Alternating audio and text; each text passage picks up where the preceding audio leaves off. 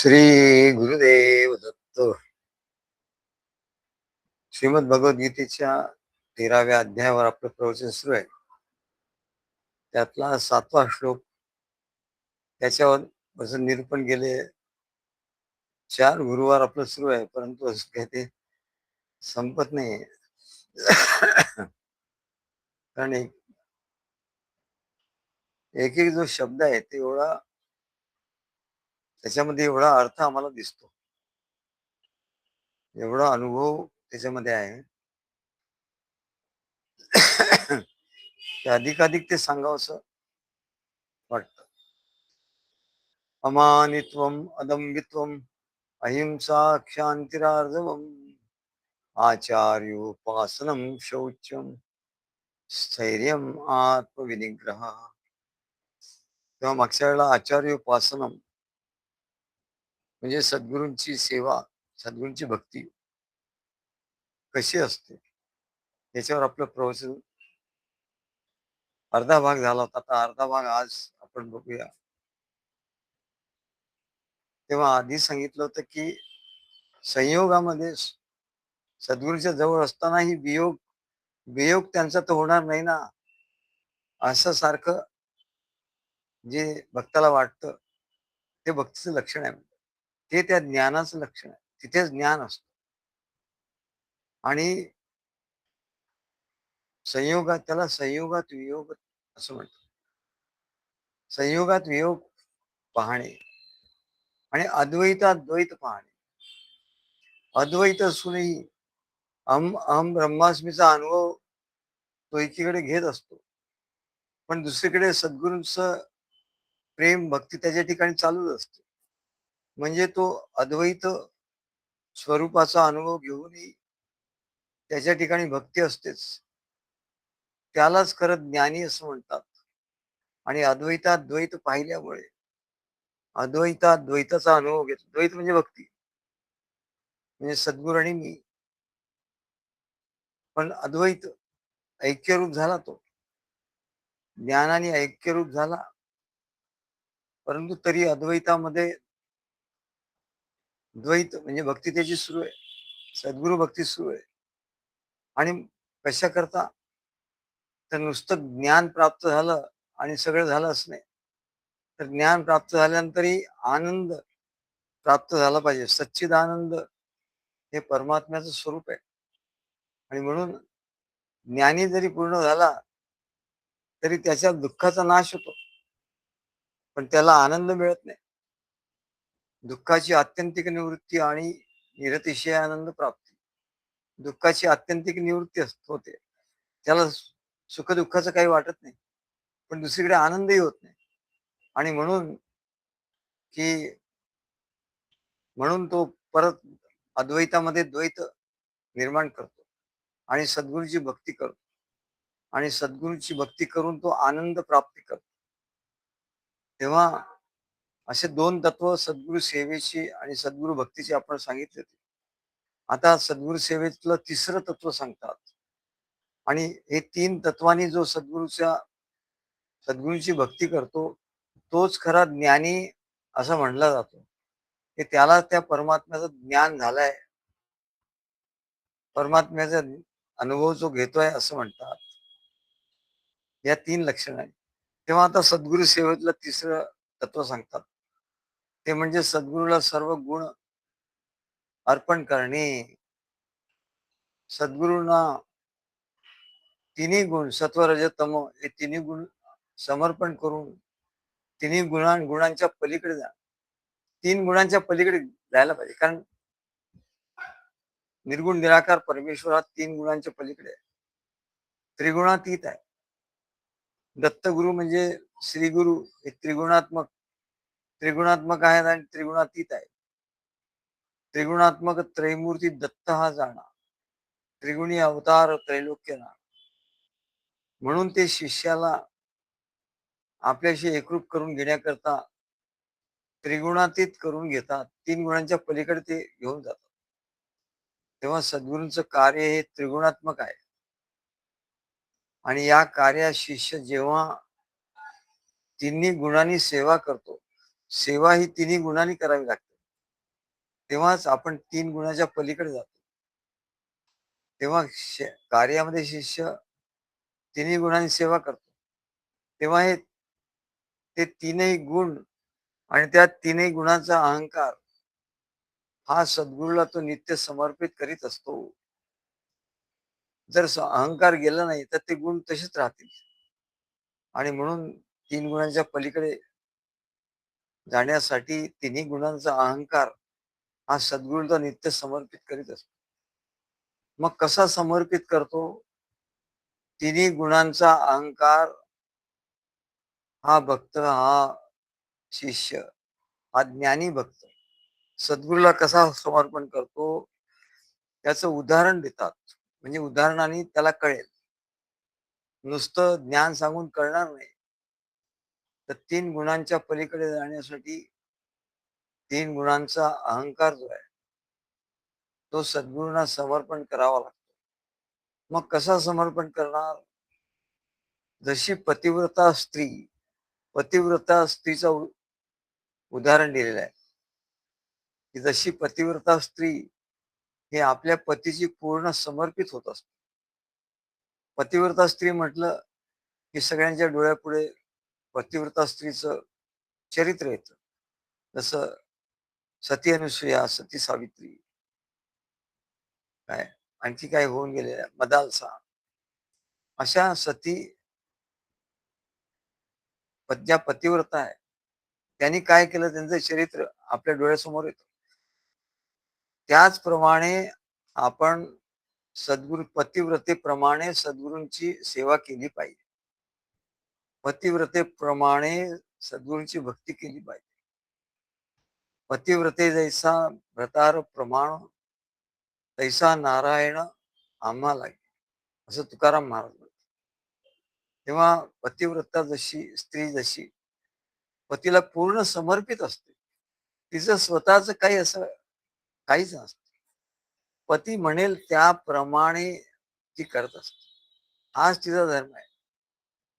पती म्हणेल, पतीची इच्छा होईल त्याप्रमाणे वागणं, बाकी दुसरं तिचं काही तिला कळत नसतं. तेव्हा तसंच जेव्हा भक्त सद्गुरूंच्या मार्गदर्शनाप्रमाणे त्यांनी त्यांनी केलेल्या मार्गदर्शनाप्रमाणे, त्यांनी सांगितलेल्या ज्ञानाप्रमाणे, त्यांनी केलेल्या संकेताप्रमाणे जेव्हा तो काही विचार न करता आपल्या बुद्धीने तसा वागतो, तो समर्पित, त्याला समर्पित असं म्हणतो. आणि तो तिन्ही गुणांनी सद्गुरूची सेवा करतो. जशी पतिव्रता स्त्री आपल्या पतीची पूर्ण समर्पित होते आणि तिन्ही गुणांनी सेवा करते. ती असं म्हणत नाही, हे मला आवडत नाही, ते मला आवडत नाही, हे मी करणार नाही, ते मी करणार नाही. मग स्त्रिया म्हणतात की हाले स्त्री स्वातंत्र्याचा काळ आहे. काय स्त्री स्वातंत्र्य म्हणजे काय? तर पतीचं नाही ऐकणं, आपल्या मनाने करणं, आपल्या मनाला जसं येईल तसं करणं म्हणजे स्त्री स्वातंत्र्य. पतीच्या पती तिच्या पुढे पतीचं काही चालत नाही. किंवा पतीने जर काही जबरदस्ती केली तर मग भांडण होणार, मग डिव्होर्स पर्यंत पाळी जाते. तेव्हा याला स्वातंत्र्य, हल्लीच्या काळात स्वातंत्र्य म्हणतात, स्त्री स्वातंत्र्य. पण स्त्री स्वातंत्र्य खरं नाहीये म्हणा. हे लबाड लोकांनी प्रचारात आणलेले हे आहे. म्हणजे त्यांना पूर्वी पतिव्रता स्त्री पूर्ण आपल्या घरी सर्व नातेवाईक, सासू सासरे, मुलं सुना असं एकत्र कुटुंब होतं. आणि त्याच्यामध्ये ती पतिव्रता स्त्री ती पतीचं पूर्ण भक्ती करायची, पतीची पूर्ण सेवा आणि सासू सासऱ्यांची, इतर लोकांची सेवा ती करायची, मुलाचं पण करायचं. त्याच्यामुळे ती घराच्या बाहेर पडत नसे. मला आठवत नाही आमची आई घराच्या बाहेर पडणार म्हणजे काय विचारू नका. म्हणजे एक मोठा कोणी सण आहे असंच वाटायचं आम्हाला. आई बाहेर राहते म्हणजे आई कधी बाहेर राहते आणि जाण्याची आवश्यकताही पडत नव्हती. 8 मुलं, 4 मुलं, 4 मुली, वडील म्हणजे पिता, पती, सासू-सासरे एवढे लोकं असताना त्या स्त्रीला बाहेर जाण्याची काय आवश्यकता नव्हती. बरं काही कमावून आणण्याची आवश्यकता नव्हती. कारण तिच्या सर्व गरजा पूर्ण होत होत्या.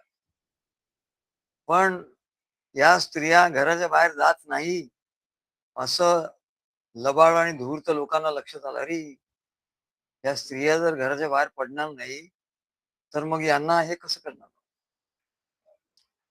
यांना आपण या आपल्या ताब्यात कसं येणार? आणि म्हणून त्या लोकांनी त्या जर बाहेर निघतील, तर मग आपल्याला त्यांना भ्रष्ट करता येईल. आणि म्हणून त्यांनी त्या म्हणले या कुटुंबात सुरक्षित आहेत. फॉर्टिफाईड असं म्हणतात. तर त्यांना तो तुरुंगवास वाटायचा. की आपलं घर, चूल आणि मूल असं म्हणा. घर घरातून बाहेर ते जास्त पडू म्हणजे जात होत्या. नातेवाईकांच्याकडे काही लग्न आहे, मुंज आहे, काय वगैरे. तिकडे जात होत्या. परंतु ऑफिसमध्ये किंवा बिझनेसमध्ये किंवा ऑफिसमध्ये किंवा बाहेर असं तर जाण्याची गरज नव्हती. आणि ही आत्ताची गोष्ट नाही म्हणल्या. खूप खूप जुनी गोष्ट नाहीये.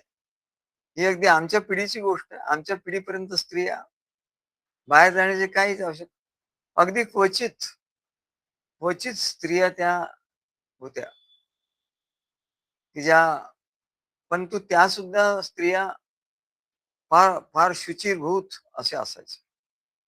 त्या सुद्धा स्त्रिया अशा वाममार्गाला लागणाऱ्या कधी नव्हत्या. परंतु नंतर असं या लोकांना, लबाड लोकांना कळायला लागलं, की या येत नाहीत बाहेर. मग यांना बाहेर कसं काढायचं? मग स्त्री स्वातंत्र्याची कल्पना निघाली. स्त्री स्वातंत्र्य. अरे स्त्रीला स्वतंत्र करा. म्हणजे काय घरातून काढा बाहेर. आणि ती एकदा बाहेर गेली म्हणजे तिला पटवायला बरं. ही लबाडी कोणाच्या लक्षात आली नाही. आणि जेव्हा मग अशा गोष्टी घडायला लागल्या, तेव्हा लोकांना लक्षात आलं. पण तोपर्यंत त्यांना ती धन कमवून आणते. बरं स्त्रियांचे पगार सुद्धा जास्त असतात.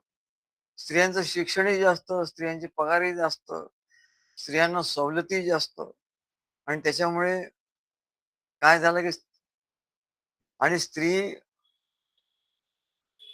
नोकरी व्यवसाय करायला लागल्यामुळे पुरुषांना नोकरी व्यवसाय कमी झाले. आणि असं ते चक्र, उलट चक्र फिरायला लागलं. आणि त्याच्यामुळे बहुतेक स्त्रिया बाहेर जायला लागल्या. सगळ्या स्त्रिया काही तशा नव्हत्या. पण काही काही तशा होत्या, त्यांना खतपाणी मिळालं. पण काही नव्हत्या त्या मजबुरीमध्ये. आता काही गत्यंतर नाही, त्याच्यामुळे त्यांना हे झालं. तेव्हा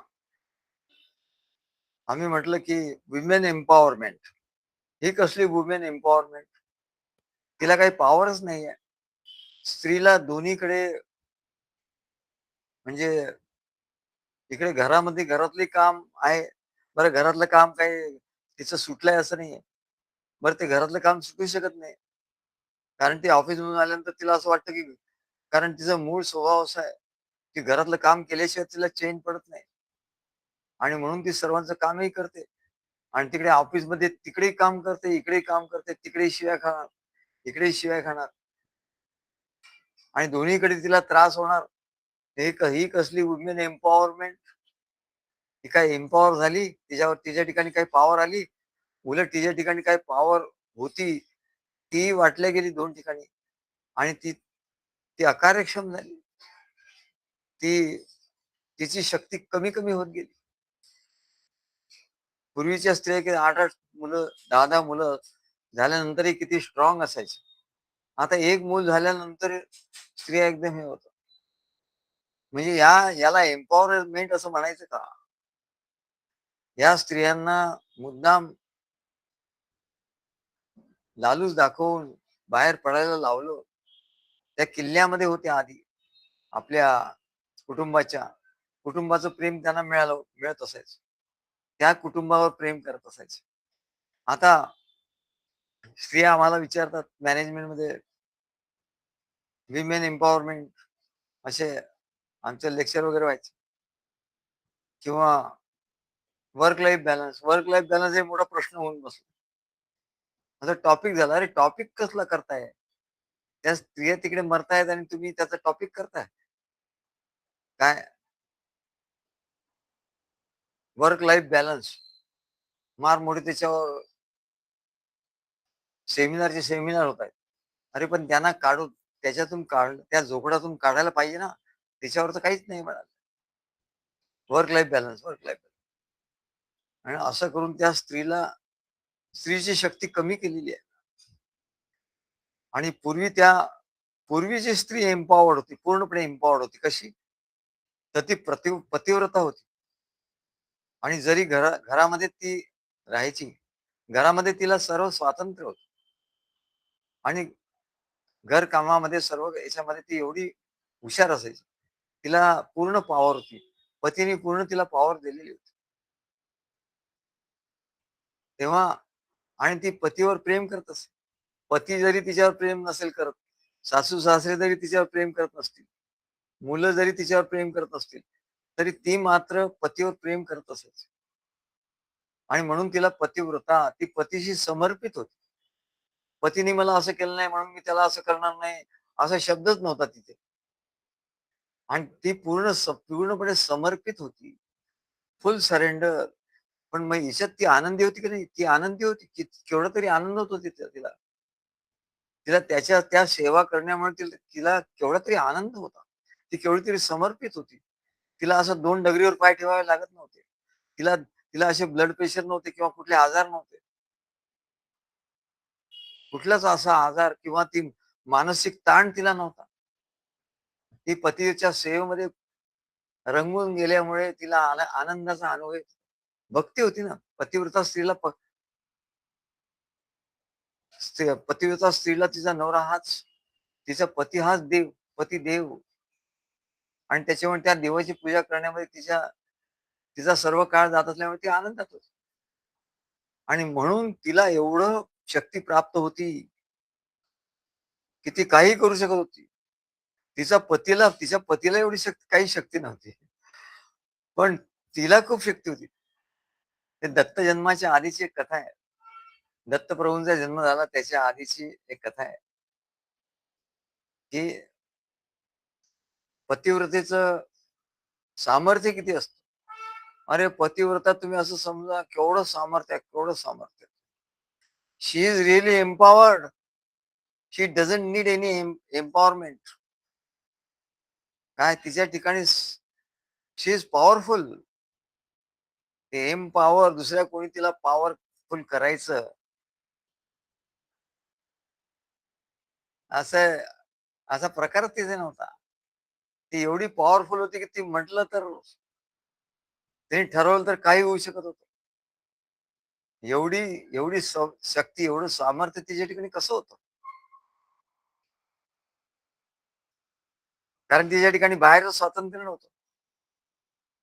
तिच्या ठिकाणी आतलं स्वातंत्र्य होतं. घरामध्ये पूर्ण स्वातंत्र्य तिला होतं. आणि पतीची सेवा आणि पतिव्रत्य धर्म या धर्माचं पालन ती करत होती. त्याच्यामुळे तो धर्म बलवान झाला. धर्मो रक्षती रक्षितः. तो पातिव्रत्य धर्म बलवान झाला पतिव्रतामुळे. आणि पातिव्रत्य धर्मामुळे पतिव्रता स्त्रियाही बलवान झाल्या. दोघांनी एकमेकाला एवढं जबरदस्त बलवान केलं, तर कोणाची टाप नव्हती त्यांच्याकडे बघण्याची. अशा त्या पतिव्रता होत्या. त्या काहीही करू शकत होत्या. तेव्हा दत्त जन्माच्या आधीची कथा आहे, की एक पतिव्रता स्त्री होती. म्हणजे दत्तप्रभूंची माता अनुसूया ही तर पतिव्रता होती, प्रसिद्ध आहे पतिव्रता म्हणून. पण तिची समकालीन एक साधी स्त्री होती, पण ती पतिव्रता होती. आणि तिचा नवरा त्याला अनेक प्रकारचे रोग होते. तो दिसायलाही काही बरोबर नव्हता. म्हणजे बाह्य गोष्टीवर बाह्य गोष्टीवर खरं प्रेम बाह्य गोष्टीवर नसतं म्हणा.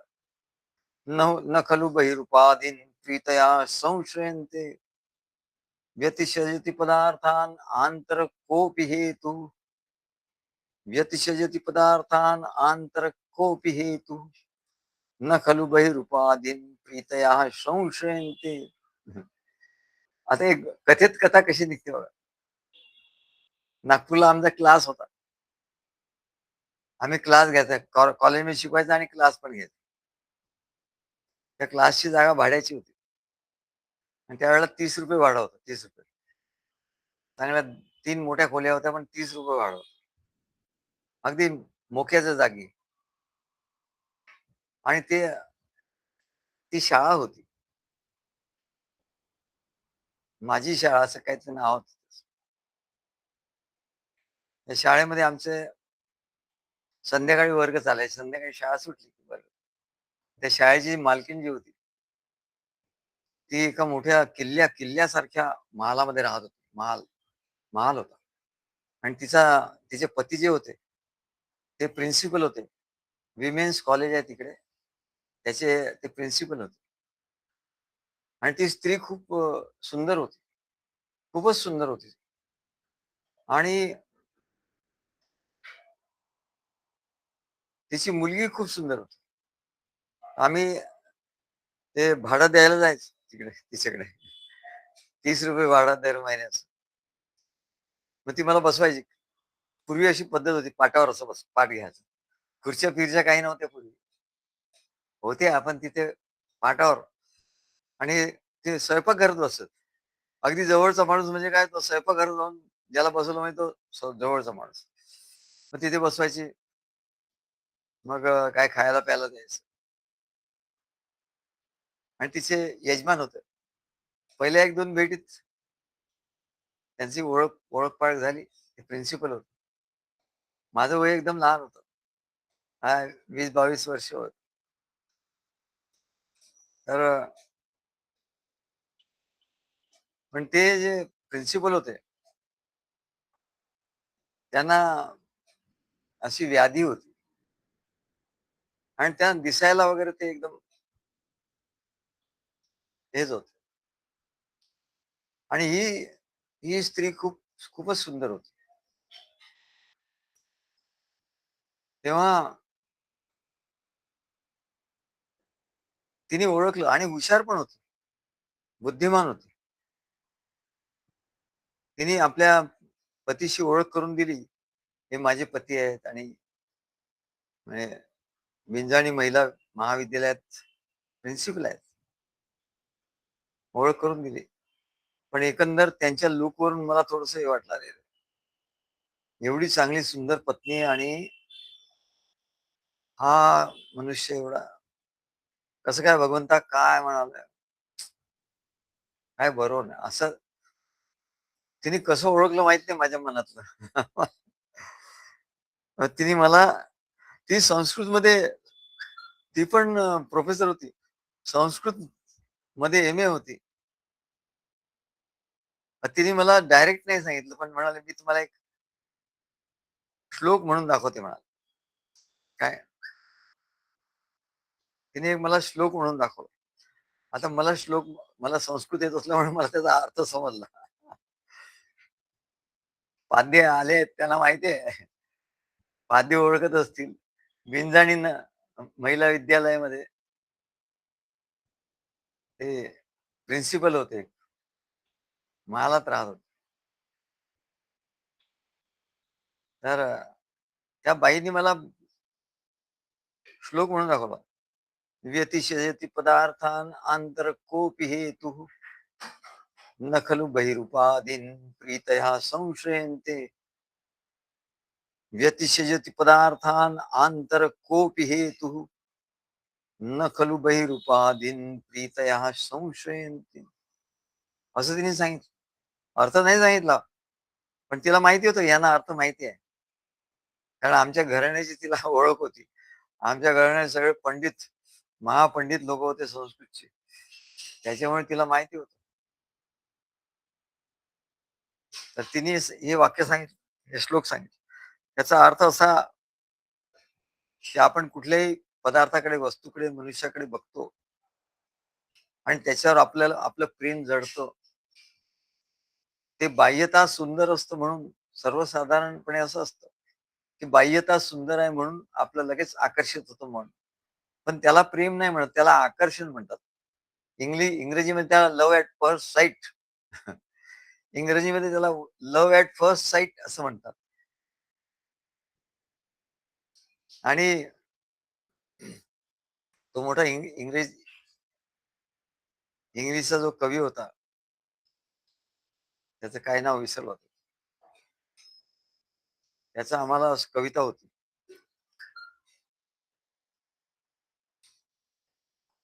त्याची कविता होती,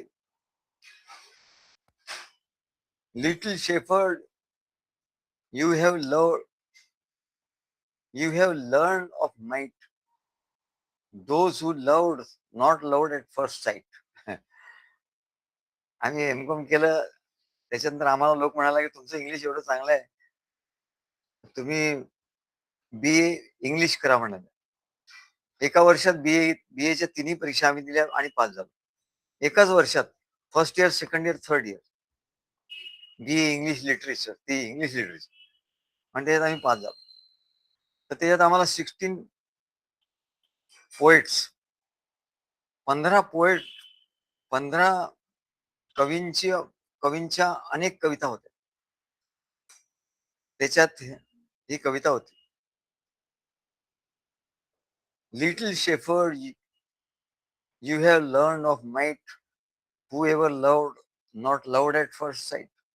ज्यांनी एकमेकावर खूप प्रेम केलं आणि खरं प्रेम केलं, त्यांनी त्यांचं प्रेम हे पाहिल्याबरोबर झालेलं प्रेम नाही म्हटलं.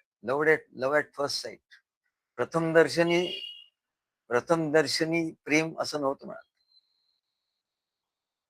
तर खूप काळ एकत्र ते राहिल्यामुळे, खूप काळ त्यांचं एकमेकांचं एकत्र राहणं घडल्यामुळे हे प्रेम निर्माण झालेलं असतं. आणि लव्ह ॲट फर्स्ट साइट म्हणजे पाहिलं पाहता क्षणी जे प्रेम असतं त्याला आकर्षण असतं. पण आकर्षण काही दिवसांनी जातं. आता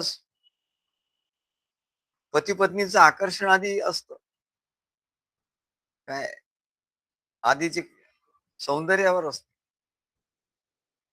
सौंदर्यामुळे असतं किंवा गुणांमुळे असतं. पण काही काळानंतर ते सौंदर्य जातं, ते गुणही जातात.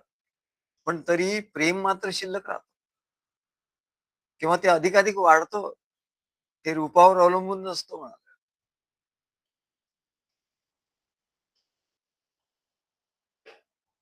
ते अधिकाधिक वाढतं. म्हणून तिने मला सांगितलं, "आंतर कोपी हेतू." आंतरिक हेतू आहे. प्रेम म्हणजे आंतरिक. प्रेमाला आंतरिक हेतू असतो. आंतर आंतर कोपी हेतू न खलु बहिरूपाधीन प्रीतया संशयन्ते. खरं प्रेम हे बाह्य रूपाचं नसतं. तर आतून जे जे प्रेम असतं ते खरं प्रेम असतं. तेव्हा आपण त्या पतिव्रतेची गोष्ट सांगत होतो. त्या आधी हं, त्या हां, ती बाई पण प्रिन्सिपल होती. त्या बाईची स्वतःची शाळा होती. तिची गोष्ट सांगू. तिने मला बरोबर हिंट दिली, की तुला असं वाटलं असेल, की माझे पती असे दिसतात. त्याच्यावर जाऊ नको. पण माझं प्रेम पूर्ण त्यांच्यावर आहे, असं तिने सुचवलं. मला एवढं आश्चर्य.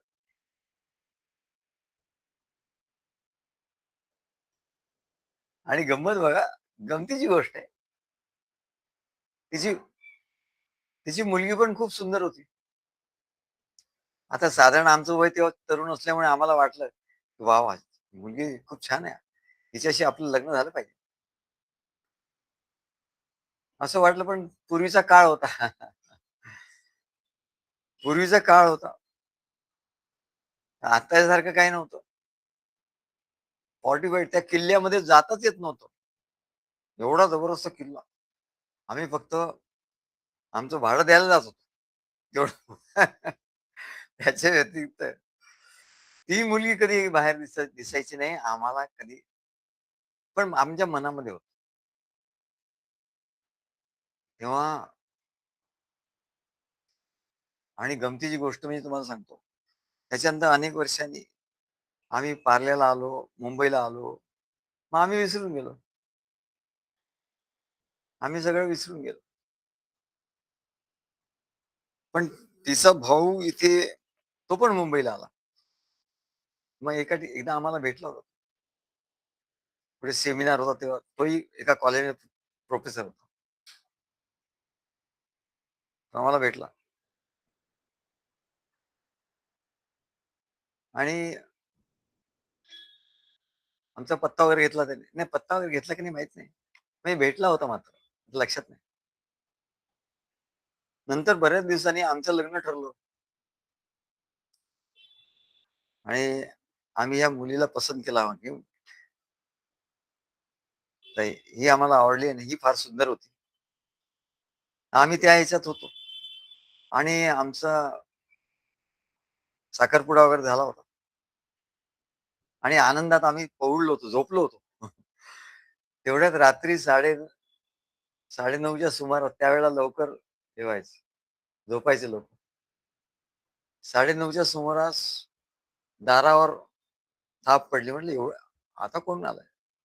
आम्ही दरवाजा उघडला तर बघतो तर त्या मुलीचा तो भाऊ आम्हाला दिसला आणि त्याच्या मागे ती मुलगी दिसली, जी आम्ही एवढ्या वर्षापूर्वी बघितली होती आणि जी आम्ही त्यावेळी कामना केली होती, की आपली झाली पाहिजे. ती आली होती आणि तिचा भाऊ म्हणाला, की आई म्हणत होती, की बहुतेक त्याला ही आवडलेली होती. तर तू मुंबईला राहतो, त्यांना भेट आणि तिचं लग्न झालं पाहिजे. तर नेमका आदल्या 1-2 दिवसाआधीच आमचा साखरपुडा झाला होता. आणि ती आली. तर मी म्हटलं, "बाबा रे, गोष्ट खरी आहे. पण आता नियती ज्याला नियती म्हणजे काय?" कोणीतरी आम्हाला प्रश्न विचारला. हां, यानेच विचारला होता. आपल्या सौ संगीता शिंदे सरकार त्यांनी विचारलं. नियती म्हणजे काय? आणि प्रारब्ध म्हणजे काय? आणि माया म्हणजे काय? बापरे! म्हणलं खूप कठीण प्रश्न विचारले. नियती म्हणजे काय? माया म्हणजे काय? प्रारब्ध म्हणजे काय? माया माया म्हणजे मनुष्य या जगाकडे बघतो आणि त्याच्या दृष्टीला जे दिसतं ते खोटं असतं त्याला माया असं म्हणतात. असं आमच्याकडे आम्ही वाचलं नाही, आमच्याकडे स्फुरलंय हे. म्हणजे ज्ञान हे स्फुरतं हे वाचून होते. प्रत्येक मनुष्य आपल्या दृष्टीने या जगाकडे बघतो. ते त्याचं बघणं खरं नसतं. म्हणून त्याला माया असं म्हणतात. दिसतं तसं नसतं म्हणून जग फसतं. नाही तो असं करतो, नाही असं करतो, नाही असं करतो. अरे हे सगळं माया आहे. त्याला माया असं म्हणतात. आणि नियती म्हणजे काय? मग त्या म्हणल्या, "नियती म्हणजे काय?" तर नियती म्हणजे नियती या शब्दातच हे आहे. नियत नियत म्हणजे जे ठरवलेलं आहे. जसं नियतकालिक म्हणजे ज्याचा काळ ठरवलेला आहे. मंथली आहे का क्वार्टरली आहे का इयरली आहे. नियतकालिक काळ ठरवलेला आहे. 2 महिन्यांनी का महिन्यांनी की साप्ताहिक, सप्ताहानी. नियतकालिक म्हणजे नियत आहे म्हणजे तिथे नियमाने ठरवलेला आहे. तो नियम आहे. त्या नियमाने आदेश ठरलेला आहे. तसे या जगामध्ये सगळे जे व्यवहार आहेत, मनुष्य मात्राचे, सर्व प्राणी मात्रांचे, या सृष्टीचे सगळे व्यवहार जे आहेत, सृष्टीचं सगळं जे काही आहे, ते आधीच ठरवून ठेवलेल्या नियमाने ठेवलं का sun rises in the east and sets in the west. काय पृथ्वी ही सूर्याभोवती फिरते आणि चंद्र हा पृथ्वीभोवती फिरतो. याच्यात काही गडबड होते का? पावसाळा येतो, नेहमीची येतो, नेहमीची येतो मग पावसाळा. याच्यात काही गडबड होते का? थोडीफार गडबड होते, पण विशेष नाही. याला नियत असं म्हणतात. म्हणजे नियत आहे म्हणजे आधीच ठरवलेलं आहे. तू याच्यात काय करू शकणार नाही. नियती त्याला नियती असं म्हणतात. आणि मग प्रारब्ध कशाला म्हणतात? नियती ही सर्वांगीण आहे म्हणजे संपूर्ण ब्रह्मांडाचं जे आहे त्याला नियती असं म्हणतात. आणि प्रारब्ध कशाला म्हणतात? जे माणसाचं कर्म आहे. माणसाचं कर्म आहे त्याचं फळ भोगायला तो या मनुष्य देहात किंवा इतर देहामध्ये आलेला आहे आणि त्या कर्म कर्म केलं त्याचं प्रारब्ध झालं. जे कर्म केलं त्याचं प्रारब्धात रूपांतर झालं आणि ते या जन्मात त्याला भोगायचं आहे. त्याला प्रारब्ध असं म्हणतात. तेव्हा ज्ञान किती सूक्ष्म आहे बघा. एका व्यक्तीचं ते प्रारब्ध, सर्व सृष्टीची जी नियती आणि मनुष्य ज्या संपूर्ण सृष्टीकडे बघतो प्रत्येक जण आणि त्याला त्याच्या मनात जे भाव येतात त्याला काय म्हणतात? विकार येतात, द्वेष मत्सर होतो, विचार येतात, भीती वाटते, चिंता वाटते, काळजी वाटते.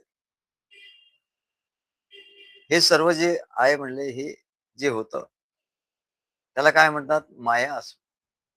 लोक असे का वागतात, तसे का वागतात? सगळं माया. तेव्हा माया म्हणजे काय? नियती म्हणजे हा प्रश्न आम्हाला एका प्रिन्सिपलने विचारला होता आणि ते आमचे शिष्य झाल्यानंतर इथे मुंबईमध्येच कल्याणमध्ये एक कॉलेज आहे. तिथे त्याचे प्रिन्सिपल होते आणि त्यांनी त्यांचे पुष्कळ शिष्य होते. त्यांच्याजवळ 100-125 शिष्य होते. तरी ते आमच्याकडे आले आणि आमचा त्यांनी मंत्र घेतला. कारण त्यांना ते ज्ञान एवढं त्यांनी आधी पुस्तकं लिहिली होती आणि त्यांनी त्यांच्या नातवीचं नाव नियती असं ठेवलं होतं. हां. मी म्हटलं, "काय हो हिचं नाव नियती कसं ठेवलं?"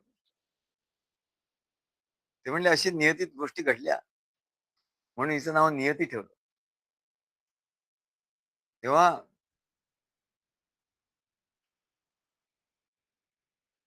ते नियती मा आणि माया आणि प्रारब्ध अशा 3 गोष्टी आहेत. तेव्हा सांगण्याचं कारण असं होतं. त्या नियतीमध्ये ते नव्हतं. नियतीमध्ये आम्हाला जरी ती आवडली, तिला जरी आम्ही आवडलो, तरी आमचं तिच्याशी लग्न होणं हे नियतीमध्ये नव्हतं आणि म्हणून ते झालं नाही. तेव्हा नियती याला नियती असं म्हणतात. पण आम्हाला त्याचं काही वाईट वाटलं नाही. आम्हाला जी मिळाली ती आमच्या पसंतीचीच होती आणि आमचं तिच्यावर प्रेम होतंच आणि आमच्या महाराजांच्याकडून ती आलेली असल्यामुळे महाराजांचा प्रसाद म्हणून अधिक आनंद होता. तेव्हा आपण गाडी सुरू झाली की कुठे कीर्तनकाराची कथा काय पूर्वपदावर यायची म्हणजे कठीण असतो. किती पतिव्रता बघितल्या. त्या बाई सुद्धा पतिव्रता होत्या, असं म्हणायला हरकतच नाही. कारण ज्या आविर्भावाने, ज्या यांनी त्यांनी तिने सांगितलं, की "न खलु वैरूपाधीन प्रीतया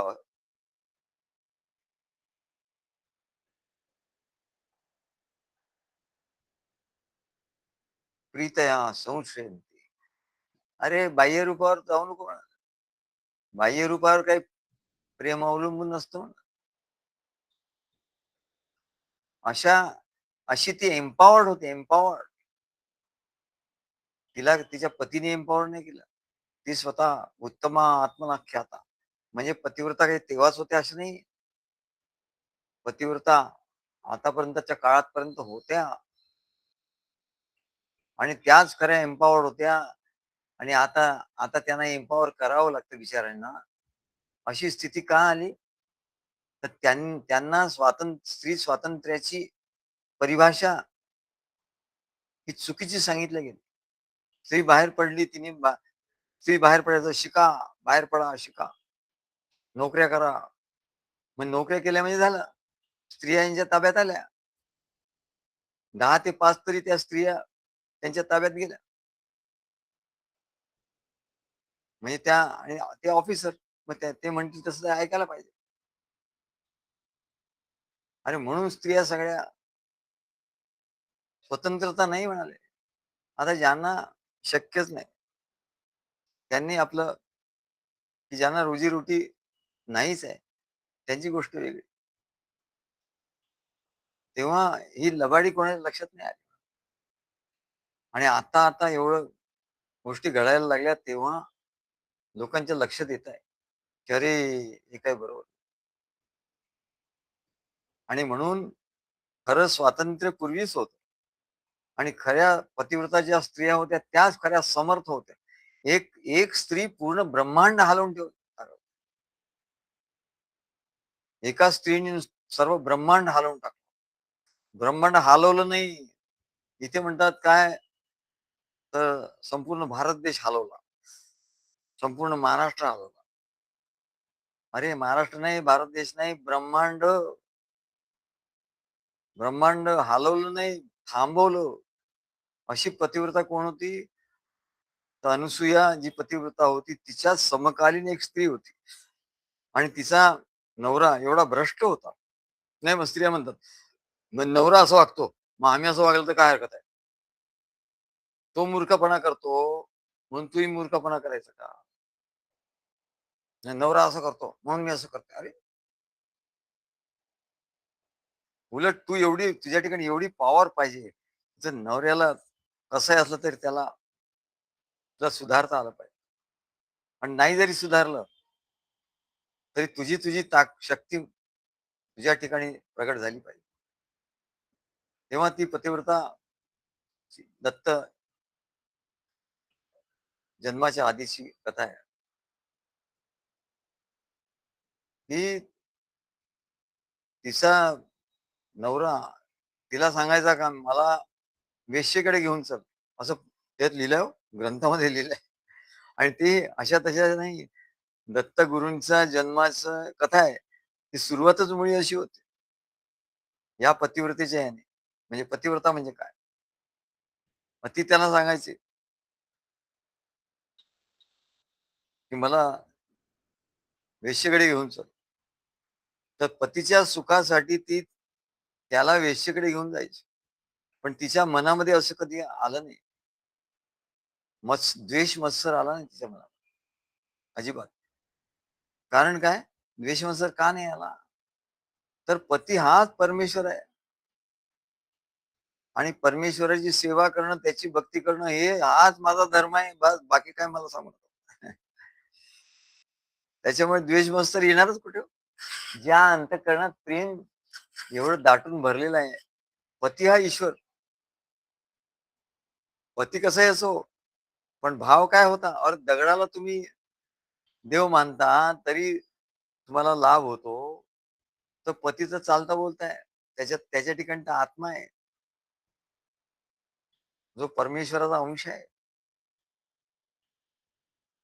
तर त्याच्यावर पती पती हाच परमेश्वर आहे, असं एवढं जबरदस्त तिचा विश्वास, तिची श्रद्धा, आणि त्याचीच सेवा करणार आणि त्याचीच मी भक्ती करणार, असं एवढं तिने, तो कसाही असो आणि तो कसाही वागो. ना मग तुम्ही असं वागता, मग ते असं वागता. अरे तुझं सांग ना, तू कसा वागतो? तुला कसं वागायचं आहे त्याच्याप्रमाणे तुला फळ मिळेल. तेव्हा ती त्याला घेऊन जायची. असं होता होता तो एक दिवस मरण पावला. मरण पावल्याबरोबर तिला एकदम दुःख झालं. हो, जो आपला ईश्वर आहे, पती कसे असो, पण त्याच्या ठिकाणी ईश्वराची भावना तिने केली ना. ती केवढी मोठी आहे, केवढी समर्थ भावना आहे. तो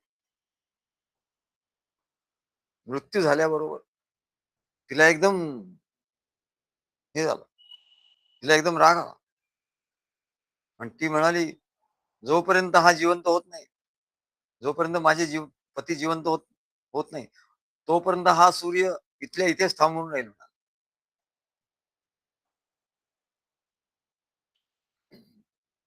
तोपर्यंत हा सूर्य पुढे जाऊ शकत नाही.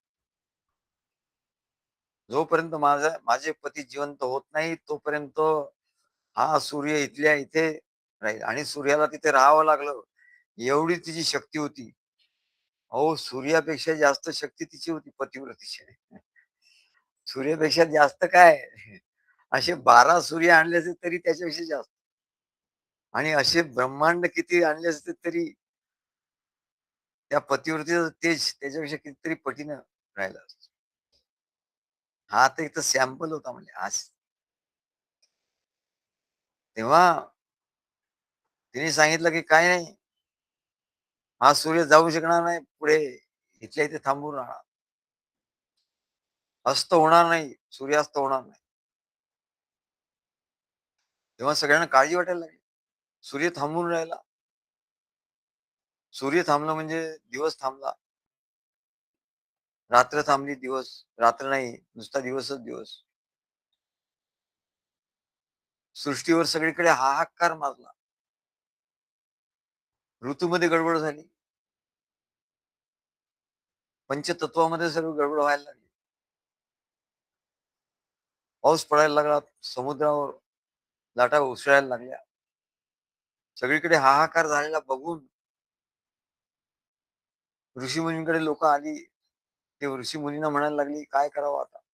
तेव्हा ऋषीमुनींनी सांगितलं, की पतिव्रतेचं एवढं सामर्थ्य आहे, की त्याला कोणी काहीच करू शकत नाही.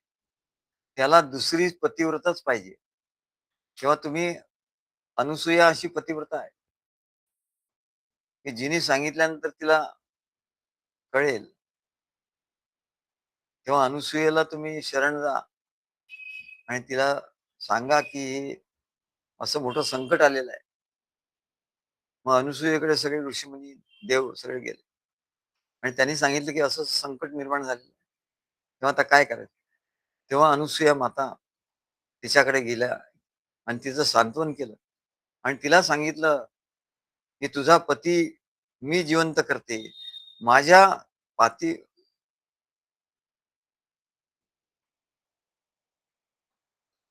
आता अनुसूया महासती होते. एका या सतीचं सामर्थ्य एवढं तर अनुसूयेचं सामर्थ्य केवढं असेल आणि तिने ती तपश्चर्याही केली होती. ती नुसती सती होतीच नाही, पतिव्रता होती असं नाही. अत्री आणि अनुसूयेनी मिळून तपश्चर्याही केली होती खूप काळ, की भगवान नारायणाने काय आपल्या पोटी जन्म घ्यावा. ब्रह्मा, विष्णू, महेश आपल्या पोटी जन्माला यावे. तेव्हा तिचं सामर्थ्य केवढं होतं. तेव्हा अनुसूया माता म्हणाली, "तू काही घाबरू नकोस. तुझं एवढंच आहे ना, तू पतिव्रता आहेस. तुझा पती जिवंत झाला पाहिजे." तर म्हणले, "मी माझ्या पतिव्रत्या सामर्थ्याने तुझ्या पतीला जिवंत कर. पण तू म्हणाले त्या सूर्याचं हे कर, त्या सूर्याला सोडव." तेव्हा ती कबूल झाली आणि अनुसूया मातेने तिच्या पतीला जीवदान दिलं, जिवंत केलं आणि तिने त्या सूर्याला सोडून दिलं. तेव्हा पतिव्रतेचं सामर्थ्य काय असतं? स्त्रियांचं सामर्थ्य काय असतं? पण हल्ली स्त्रियांना असं वाटायला लागलं, की आपलं सामर्थ्य काहीच नाही. पुरुषच मोठे आहेत. पुरुष अमकं करतात, तमकं करतात, हे करतात, ते करतात, ऑफिसमध्ये जातात. पुरुष ऑफिसमध्ये जातात, आपणही ऑफिसमध्ये जायचं. पुरुष गाड्या चालवतात, पुरुष म्हणून आपणही गाड्या चालवतो. पुरुष सायकली चालवतात म्हणून आपणही सायकल चालवायचं. अरे वरवरचं काय आहे म्हणाले, काय गरज आहे का? तू हे सायकल चालवणे आणि मोटर चालवणे आणि ऑफिसमध्ये जाणे, नोकरी करणे, याच्यासाठी काय तुझा जन्म झालाय का? ज्याला गत्यंतर नाही त्याची गोष्ट वेगळी आहे. पण याच्यासाठी तुझा जन्म नाहीये. नुसत्या नवऱ्याची जर भक्ती करशील तर तुला एवढं एवढं सामर्थ्य प्राप्त होणार आहे. तर परमेश्वराची भक्ती, सद्गुरूंची भक्ती करशील तर तुला केवढं सामर्थ्य प्राप्त होईल. तेव्हा तू स्वतंत्र नाहीये, तू स्वतःला परतंत्र केलाय. आणि एकच नाहीये तुझा, एकाचीच तू गुलाम नाहीयेस, अनेकांची गुलामी करते. घरी असताना नवऱ्याची गुलामी करते ती ठीक आहे, तिथं पातिव्रत्य धर्म आहे. पण तिथे नाही, तिथे तू गुलामी नाही करणार. इतर ठिकाणी ऑफिसमध्ये, या ऑफिसमध्ये, त्या ऑफिसमध्ये, तिकडे हे, तिकडे. जो सांगेल तसा या ऑफिसर, त्या ऑफिसर, या सगळ्यांचं मान्य करावं लागतं. तिथे काही चालत नाही. तेव्हा याला स्वातंत्र्य म्हणतात, तर म्हणू दे. याला जर स्वातंत्र्य कोणी समजत असेल तर समजू द्या. पण हे खरं स्वातंत्र्य नाही. खरं स्वातंत्र्य काय आहे? आणि खरं स्त्री विमेन एम्पॉवरमेंट काय आहे? ते आपल्या पतिव्रता स्त्रिया ज्या होऊन गेल्या, अगदी आत्ताच्या पिढीपर्यंतच्या स्त्रिया सांगतोय, खूप आधीच्या सुद्धा नाही. त्यांची केवढी पॉवर होती. ती पॉवर गेली आणि हे दिखाऊ स्वतंत्रता, आणि याच्यातून किती प्रॉब्लेम्स आता निर्माण झाले आहेत बघा. कितीतरी प्रॉब्लेम निर्माण झाले. आणि टिप ऑफ द आईसबर्ग हे तर काही नाही म्हणाले. आत केवढं तरी खोल आहे, खोल असेल. खोल काय ते दिसतच नाही. हे वरवरच्या गोष्टी दिसतात. स्त्रियांचं शोषण होत आहे, हे होत आहे का. तेव्हा आम्ही काय सांगत होतो, तर सद्गुरूंचा शिष्य कसा पाहिजे, त्याला पतिव्रते जैसा व्रतार प्रमाण, तैसा सद्गुरु नारायण आम्हाला लागी.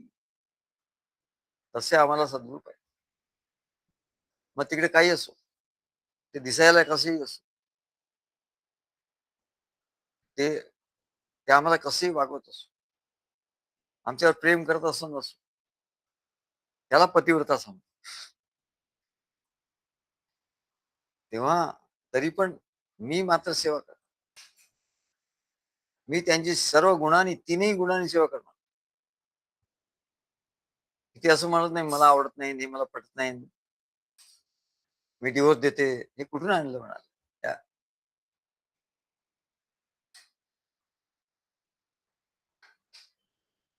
रजोगुणाने संसारातलं सर्व कर्म ती स्त्री करते. रजोगुणाने, 3 गुणांनी कशी सेवा करायची सद्गुरूंची. 3 गुणांनी सेवा केल्यानंतर 3 गुणांच्या पलीकडे जाता येते. 3 गुणांनी सेवा केल्यानंतरच 3 गुणांच्या पलीकडे जाता येते. मग 3 गुणांनी सद्गुरूंची सेवा कशी करायची. तर 3 गुणांनी, रजोगुणांनी सेवा कशी करायची.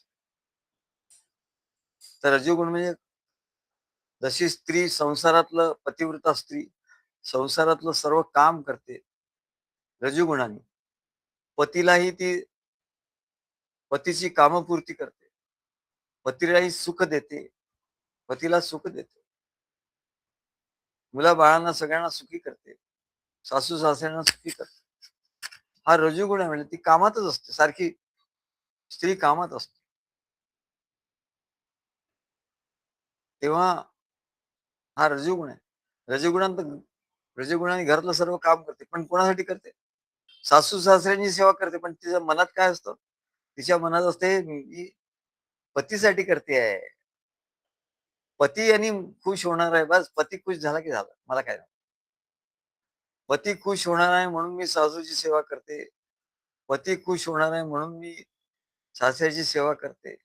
पती खुश होणार आहे म्हणून मी जेवण तयार करते, भोजन तयार करते. पती खुश होणार आहे म्हणून मी सर्व हे घर सजवते, मुलांना सजवते, मुलांसाठी हे करते, नातेवाईकांसाठी करते. पण at the end of the day, but back of the mind असं म्हणतात. तिच्या बॅक ऑफ द माइंड काय असतं. बॅक ऑफ द माइंड हा फार चांगला शब्द आहे. म्हणजे तिचं लक्ष कुठे, बॅक ऑफ द माइंड म्हणजे ही जागा, आणि इथे काय आहे, ते इथे मन आहे. इथे चित्ताची जागा आहे. बॅक ऑफ द माइंड म्हणजे मन हे इकडे असतं. बॅक ऑफ द माइंड काय आहे त्या मनामध्ये काय आहे चाललेलं, की पतीचं प्रेम आहे आणि त्या पतीच्या प्रेमाने ती सर्व करते. म्हणजे रजोगुण आहे. खरं म्हणलं तर रजोगुण करणं म्हणजे रजोगुण. पण त्या रजोगुणातून ती पलीकडे जाते. कारण तिला आनंद होतो. तिला त्या रजोगुणातून आनंद होतो म्हणजे ते रजोगुणातून पलीकडे गेली. नाहीतर रजोगुण हा दुःख वाढवतो. रजोगुणाचं असं आहे की तो दुःख कारक आहे. रजोगुण हा दुःख करणार आहे. रजोगुणामुळे दुःख होतं. पण ती पतिव्रता स्त्री आपल्या पतीसाठी सर्व करते म्हणून तिला ते आनंद होतो, सुख होतं. पती प्रसन्न होतो. तसंच भक्त सद्गुरूंसाठी त्याला जरी त्रास झाला, तरी तो सद्गुरू असं म्हणत नाही, हा बघा असा आहे, तो तसा करतो आणि हे तसं करतो आणि तुम्ही त्याला डोक्यावर बसवता, अमकं करता, असं नाही म्हणत. त्याला त्रास झाला तरी तो काही नाही. कोणासाठी आपण त्रास देतो? सद्गुरूंच्यासाठी. अरे बास! वाह! वाह!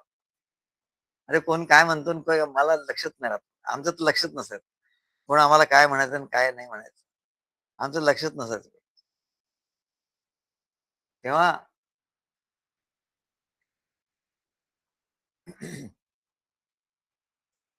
चालू आहे ना?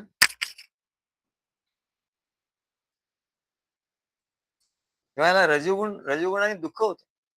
पण इकडे किमया बघा, पतिव्रतेच्या बाबतीत तो रजोगुण तिला आनंद सागरात बुडवतो. तसंच तसंच एकदम इथे आहे म्हणजे या कार्यामध्ये सद्गुरूंचं कार्य करत असताना हा काय म्हणतो, तो काय म्हणतो, "अरे गेला उडत." आपल्याला त्याचं करण्याची काही गरज नाही. त्रास होत असेल तर. त्रास होत नसेल तर दुसऱ्या दृष्टीने बघितल्यानंतर, अरे सगळे सद्गुरूंचे हे आहेत.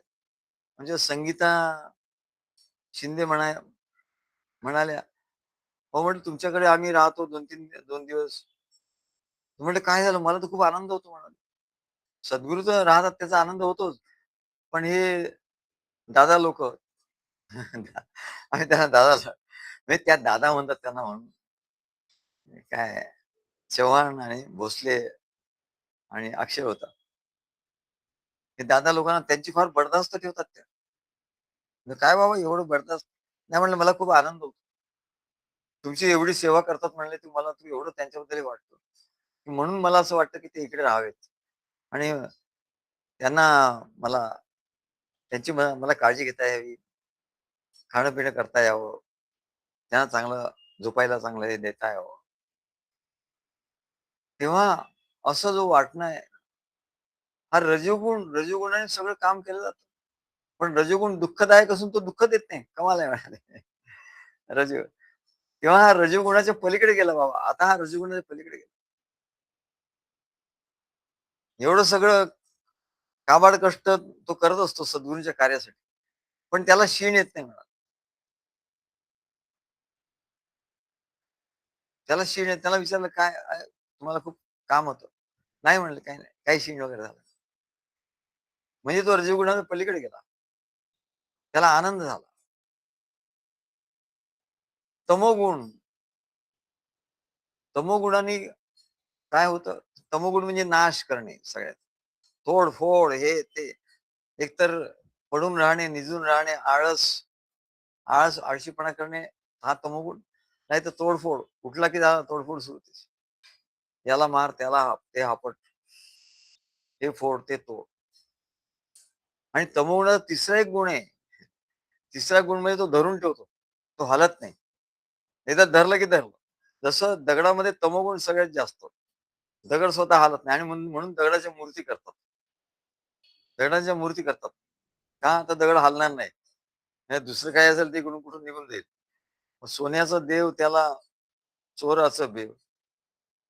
सोन्या चांदीचा देव त्याला चोराचं भेव. लाकडाचा देव त्याला अग्नीचं भेव. दगडाचा देव त्याला वज्राचं म्हणते. आता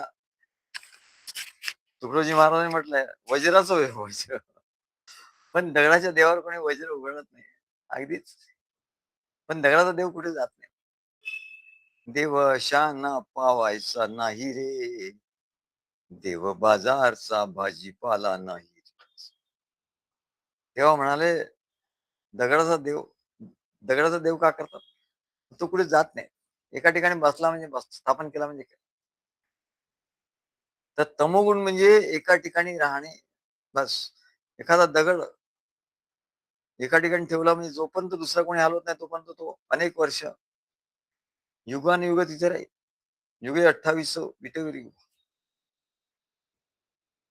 तेव्हा तमोगुण म्हणजे नाश करणे, म्हणजे आपल्यातला जे अज्ञान आहे त्याचा नाश करणे. अज्ञानाचा नाश. आपल्याचा जो अहंकार आहे, आपल्या ठिकाणी जो अहंकार आहे त्याचा नाश करायचा. कशाने? तमोगुणाने. आपल्या ठिकाणचा जे विकार आहेत, आपल्या ठिकाणी जे विषय आहे, आपल्या ठिकाणी जो पाप आहे, आपल्या ठिकाणी जो भ्रष्टाचार आहे, आपल्या ठिकाणी जे कामक्रोधाचे विकार आहेत, या सगळ्यांचा नाश करणे म्हणजे तमोगुण. तमोगुणाने याचा नाश करावा. भगवान शंकराचा भगवान शंकरांनी दिलेला हा तमोगुण. त्याचा तो भक्त त्यांचा नाश करतो. कशाचा? अज्ञान, विकार, मोह, मद, मत्सर, काम, क्रोध याचा नाश करतो. आणि भक्तीला पकडून ठेवतो, सद्गुणाला पकडून ठेवतो. तो सद्गुणा सोडत नाही. हा त्याचा तमोगुणाचा हा उपयोग आहे म्हणा. सद्गुरूंचं काय झालं तरी सद्गुणा तो सोडणार नाही.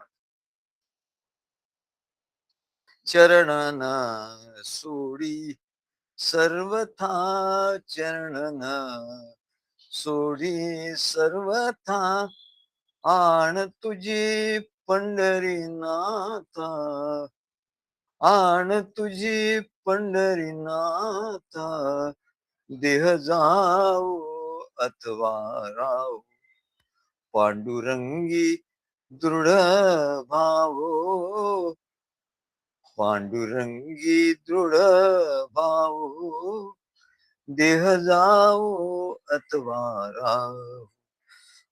एवढा भाव पाहिजे म्हणले तेव्हा तुकाराम महाराज होतात. असं फुकट नाही म्हणलं. नाही तर 2-4 महिने राहतो ना, मला अनुभूती नाही, अनुभूती नाही, अनुभूती नाही. पळत सुटतो. असल्या पळपुट्यासाठी हा मार्ग नाही. बरं झालं तू पळून गेला ते बरं झालं. मला पळवायला नाही लागलं. एका दृष्टीने बरं झालं. मला पळवायला लागलं नाही. मला काही श्रम घ्यायला लागला. अरे पळपुट्या बरं झालं म्हणा. बरं झालं अनुभूती नावाची एक राक्षसीन तुझ्या मागे लागली. अनुभूती, अनुभूती, अनुभूती. आणि तिने तुला पळवलं. बरं झालं. काय भक्ताचा भाव कसा आहे? सद्गुरूंच्या भक्ताचा भाव. चरण न सोडी सर्वथान तुझी पंढरीनाथ, देह जावोच. अरे तुझ्यात तेवढी धमक आहे काय? तर तमोगुण असू दे, तमोगुण म्हणले, रजोगुण, तमोगुण त्याचा योग्य उपयोग कर. आमचे महाराज सांगायचे, everything is best in its place. कुठल्या गोष्टीला तू नाव ठेवू शकत नाही. Everything is best in its place. ज्या ज्या जागी त्या त्या जागी ती बरोबर आहे. तू उचलून दुसऱ्या जागी ठेवली तर बरोबर नाही. काय तेव्हा तमोगुण आहे त्याच्या जागी बरोबर आहे. तमोगुणाने तुला काय करायचंय कळत नाहीये म्हणून गोंधळ झालाय. तमोगुणाने तुझा अज्ञान नाश कर. तमोगुणाने तुझ्या अहंकाराचा नाश कर. त्या अहंकाराला मारून टाक. हे तर होतच नाही तुझ्याशी. अहंकार तर सारखा दिसतो. मी येऊ करतो, मी तेऊ करतो, मला हे माहिती आहे, मला ते माहिती आहे, माझं असं झालं, माझं तसं झालं. अरे अहंकार तर जातच नाही. तिथे काहीतरी मर्दुमकी दाखव बेट्या. तिथे काही तुझा पराक्रम दाखव. आणि तो भगवान शंकराने तो तुला कृपा केली आहे आणि तो तमोगुण दिलाय. त्या तमोगुणाने तू तुझ्या त्या अहंकारावर असा प्रहार कर की खाडकन तुटलाच पाहिजे. त्याची 100 शकलं झाली पाहिजे त्या अहंकाराची. की मग तुझ्या ठिकाणी जाणीव, प्रेमाची जाणीव निर्माण. आणि त्या जाणीवेने तुझी भक्ती होईल. जेव्हा असं तू करशील, तमोगुणाने तुझ्या कामक्रोधादी विकारांचा नाश करशील, अहंकाराचा नाश करशील, मोहाचा नाश करशील, आळसाचा नाश करशील, तेव्हा तो तमोगुण आहे म्हणाले. तो जो तमोगुण, तू तमोगुणाच्या पलीकडे जाशील. त्रिगुणातीत, गुणातीत होशील. गुणातीत, त्याला गुणातीत असं. तू असं करून दाखव बरं, तू गुणातीत झाला. तू तुझ्या अहंकाराला चोप दे रोज. आपल्या अहंकाराला मारत जा. तुझा अहंकार खंडित झाला पाहिजे. अहंकाराचे खंड खंड झाले. तुझं अज्ञान गेलं पाहिजे. म्हणून ज्ञान, सद्गुरूंचे ग्रंथ वाच, सद्गुरूंचं प्रवचन आहे, त्याच्यावर चिंतन मनन कर आणि त्या अज्ञानावर प्रहार कर. ज्ञान खड्ग हाती घेऊ, अज्ञान नष्ट दूर पळू. ज्ञान खड्ग, म्हणून ते सद्गुरूंचे शिष्य असे वीर असतात. वीर कोण? ज्ञान खड्ग हाती येतो आणि आपलं अज्ञान कापून काढतो, शिरच्छेद करून टाकतो आपल्या अज्ञान. त्याला वीर असं म्हणतात, शूरवीर. जो आपल्याच अहंकाराला ज्ञान खड्ग हातात घेऊन त्या अहंकाराची गर्दन ओढून टाकतो, त्याला वीर असं म्हणतात. जो आपला अहंकारच पोसत बसला, नाही मी आणि माझं, मी हुशार. अरे कळलं तू हुशार आहे, तू सगळं आहे, तुला कळतं, बरोबर आहे, म्हणून तुला इकडे घेतलं ना. नाही तर घेतलं असतं का? म्हणून तुला एवढं गोष्टी करायला सांगितल्या ना. पण तुझा अहंकार जर वाढत गेला तर मग काय उपयोग आहे? त्रिगुणातीत तू गुणातीत नाही होणार. बाकी काही नाही होणार. बाकी तुला मस्त सद्गुरूंची सेवा केली, तू बाकी मस्त राहशील. काही तुला होणार. स्वल्पमप्यस्य धर्मस्य त्रायते महतो भयात. तुला काय होणार नाही. तुला सर्व सुख या जगातली मिळतील. फक्त तू प्रश्न असा आहे की गुणातीत अवस्था तुला नाही येणार. त्रिगुणातीता द्वैतातीत, त्रिगुणातीत, गुणातीत अशी अवस्था तुला येणार नाही. आणि म्हणून सांगतो की जशी पतिव्रता आपल्या तमोगुणाने आपल्या ठिकाणचा अहंकार, आपल्या टाचा अज्ञानाचा नाश करून टाक पतीच्या प्रेमामुळे, तसं तू सद्गुरूंच्या प्रेमाने या अहंकाराचा नाश करून टाक, त्यांच्या ज्ञानाने अज्ञानाचा नाश कर. मग तू गुणातीत होशील. आणि सत्वगुणाने रजोगुण झाला, तमोगुण झाला, दोन्ही गुणांनी सेवा केली. मग काय राहिलं? रजो तमोगुण आणि गुणातीत तू झाला. मग आता सत्वगुणाने तू कुठे जाशील? सारे सत्वगुणाने तू आत्मा होशील म्हणाले, आत्मसाक्षात्कार. आम्हाला तो अक्षय म्हणतो, सद्गुरू आत्मा काय दिसतो का हो? त्याने चांगला प्रश्न विचारला. त्याचं उत्तर नंतर देऊ आपण. त्याला आम्ही उत्तर दिलं. पण अरे आत्मसाक्षात्कार कसा होतो? तर हे दोन गुणांचा उपयोग केला कार्यामध्ये त्याने, तो गुणातीत झाला. आणि गुणातीत जो होतो तो सत्वगुण एवढा वाढतो की त्या सत्वगुणाने तो आत्माच होऊन राहतो. अरे आत्मा बघतो कुठे तो कुठे बघतो? आत्मा कुठे शोधतोय? परवा असंच झालं, आम्ही यांच्याकडे पुण्याला होतो, बघत होतो काय ते अक्षर बरोबर दिसत नव्हते. अरे म्हणलं चष्मा कुठे गेला? चष्मा. ते सर्व म्हणाले, सद्गुरू तुमच्या डोळ्यावर तर चष्मा आहे. अरे चष्मा असून मला या अक्षर कसे नाही दिसले? तेव्हा म्हणले, तुझे आहे तुझं पाशी, परी तू जागा चुकलाशी. तसं मग आत्मा कसा दिसतो? अरे तो आत्मा होतो, मग तो दिसणार कसा? तू आत्मा झाला तर तुझं कसा दिसणार नाही ना. अरे तू दिसतोस का? अक्षय, तुला तू दिसतो का? नाही दिसत ना. नाही. तू आरशाकडे जेव्हा जातो तेव्हा तुला दिसतो. म्हणजे तुला दिसत नाही, तसा परमेश्वर कोणाला दिसत नाही, हे लक्षात ठेव. कारण पाहणं म्हणजे दोन गोष्टी पाहिजे, पाहणारा आणि पाहण्यासारखी वस्तू आणि पाहण्याची शक्ती. तीन गोष्टी त्रिपुटी पाहिजे आणि तो तिथे एकच झाला. तोच देव येऊन बसला. आपण देव भक्त जाहला, आपुल्या आपण शरण घाला. रामकृष्ण अवधूत जाहला सोंगाड्या. अरे बाबा, रजोगुणातून रजोगुणाचा तू उपयोग केला आणि आनंद घेतला, सेवा केली. तमोगुणाचा उपयोग करून आपलाच अहंकार मारून टाकला. आपलाच अज्ञान अज्ञानाचा शिरच्छेद केला. तर तू रजोगुणाच्या पलीकडे गेला, तमोगुणाच्या पलीकडे गेला.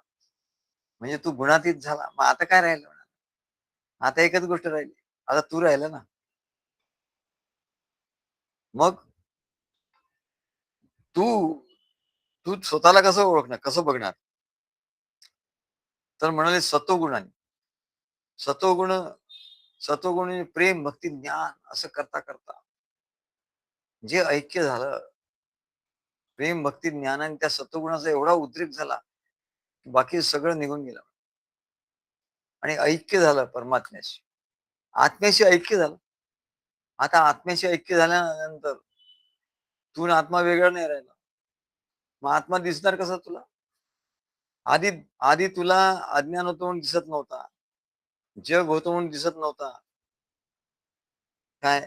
तुझ्या ठिकाणी सत्व, रज, तम तीन गुणांची माया होती म्हणून दिसत नव्हता.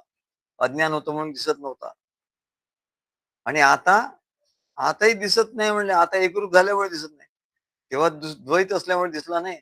आता एकरूप झाल्यामुळे दिसत नाही. म्हणजे परमात्मा दिसत नाही हेच खरं आहे. काय? लोक म्हणतात देव दाखवा. देव आहे ना? मग दाखवा. तुला कसं दिसेल? तू तर अहंकारी आहे. ज्या अहंकार तुझा काढ, द्वैत काढ आणि मग ये. मग तुला परमात्मा दाखवतो. मग दिसेल का? नाही. तरी दिसणार नाही. कारण तू एकरूप झाला आता. मग त्याला असं आहे. आता तू एकरूप झाला. आता तुला आत्मा नाही दिसणार. आता तूच आत्मा आहे. आता तूच आत्मा आहे ना. मग तुला कशाला दिसायला पाहिजे?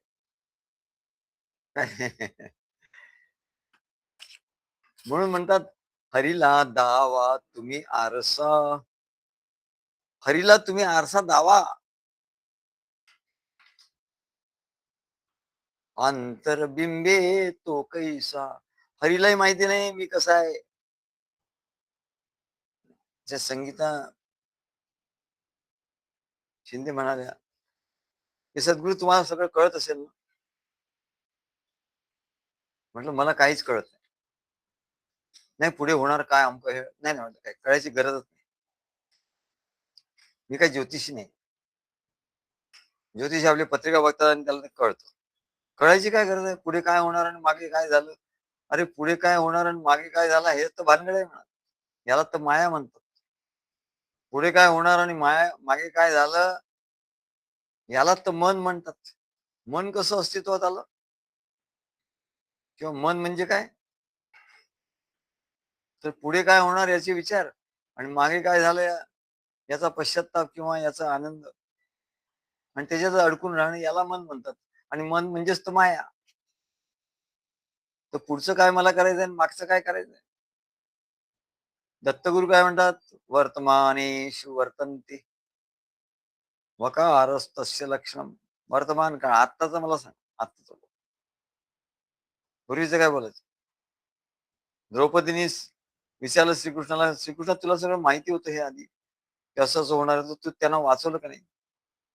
तर उत्तरेच्या पोटामध्ये ती मुलं होती, ते ती सगळी मेली ब्रह्मास्त्राने. त्यांना का वाचवलं नाही? तर भगवान श्रीकृष्ण म्हणाले, की मी काही याचा विचार केला. पुढे काय होणार? माझ्या मायेत काय मला काही करायचं नाही. आत्ताच काय त्याच्यावर काय उपाय करता मला. मी न जाणे माझी माया. जेव्हा ती पुढे येईल तेव्हा ती आपोआपच मागे सरेल.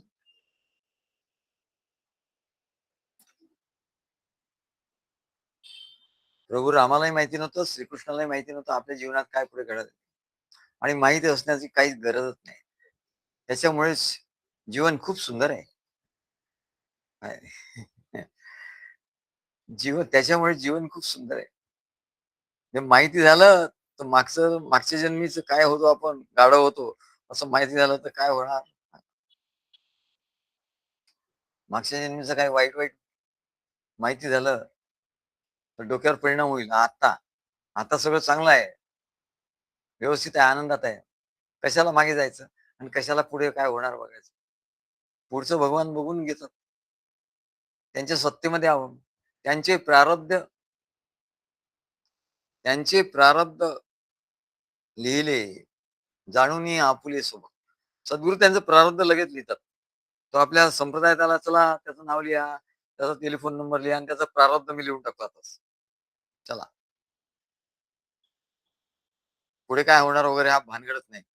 कुठल्या ज्योतिषाकडे जाण्याची गरज नाही. आणि ज्योतिषी काय सांगतो? सगळं खोटं असतं. तेव्हा सत्व, रजक, तम तिन्ही गुणांनी तो सद्गुरूंची सेवा करतो आणि तो गुणातीत होतो. त्याला गुणातीत असतो. केवढी मोठी अवस्था होती. गुणातीत अशी अवस्था. आणि म्हणून पतिव्रता स्त्रीचं त्याला उदाहरण दिलं. 10च वाजतायत ना? का 11 वाजतायत? पतिव्रता स्त्रीचं त्याला उदाहरण दिलंय. ती पतीची सगळी सेवा करते. काही अपेक्षा करत नाही. तेव्हा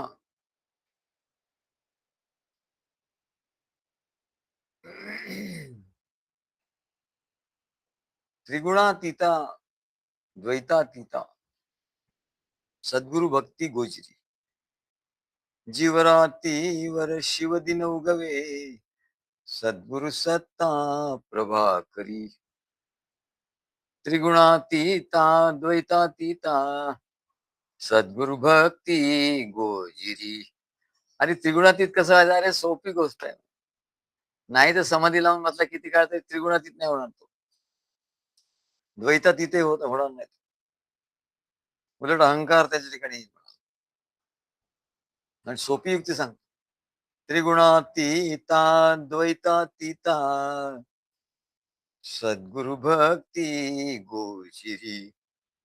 सद्गुरु भक्ती गोजिरी करून दाखव की तू गुणातीत झाला, त्रिगुणातीत झाला आणि द्वैतातीत झाला, अद्वैत झाला.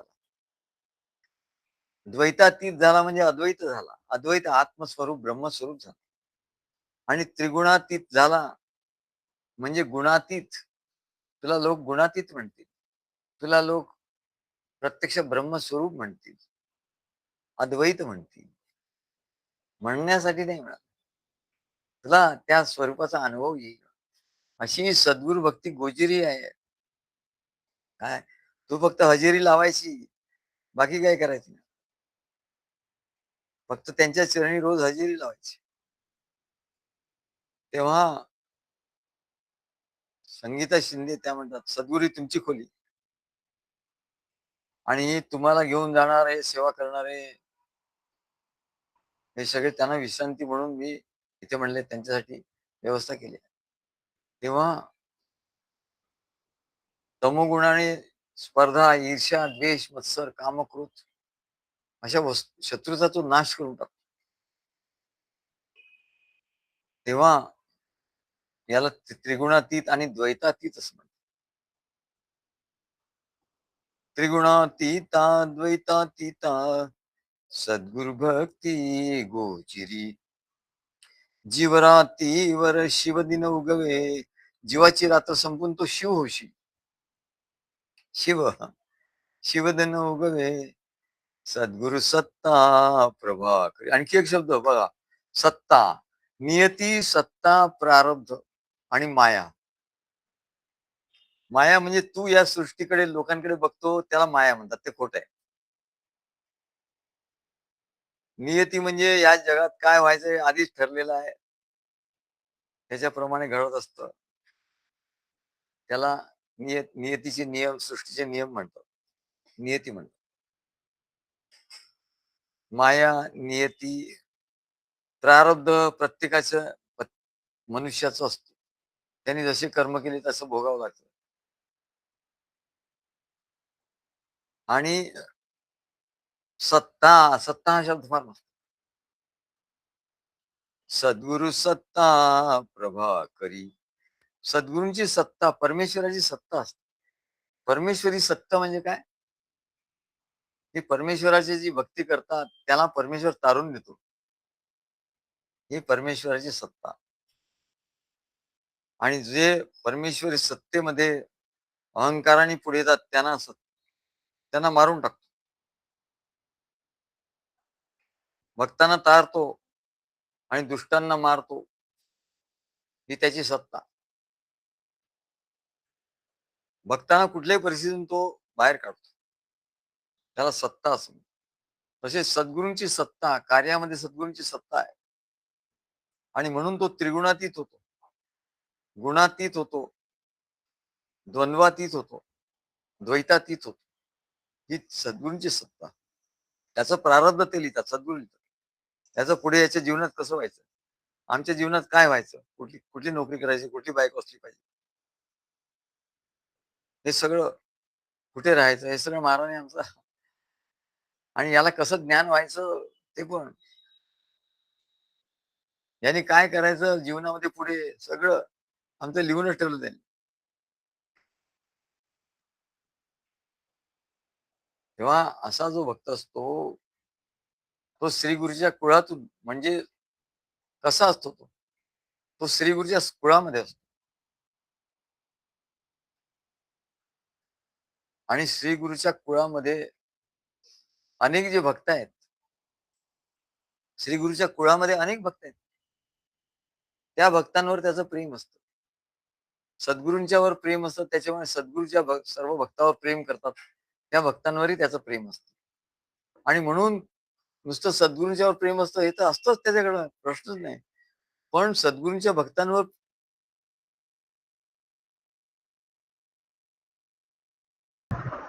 तुम्ही आवाज केला.